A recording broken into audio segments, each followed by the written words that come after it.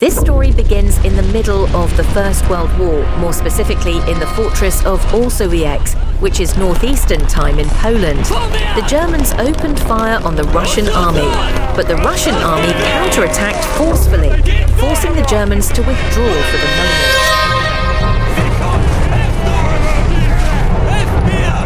The Germans, a few months later, tried again, but this time with heavier artillery such as high-capacity cannons. They bombed the fortress so that the Russians could no longer hide. They even left the Osowiec fortress in flames completely. But the Russians did not surrender. They continued to counterattack with ferocity. Seeing that this did not work, the Germans changed their strategy and used a highly dangerous chemical agent. Chlorine gas was a very devastating chemical agent, used for the first time as a weapon in Ypres in April 1915. The Russians, seeing how dangerous this gas was, many began to run without rest. Many put on masks, but they did not know that those masks were broken. Others put rags or clothing on their faces to cover their faces from the smoke, but it was useless.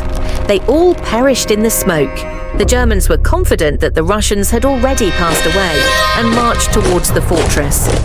Confident that the Russians had passed away. But the Russian soldiers started to come out from the trenches, but they no longer looked alive. Their eyes were bleeding with red pupils. The skin was cut.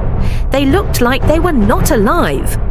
The Russians did not surrender and charged their last breath against the Germans. The Germans were scared by disorganizing their army. The Germans thought the Russians came back from the death. This is how the Russians managed to defend the Fortaleza of Osowiec, looking like zombies.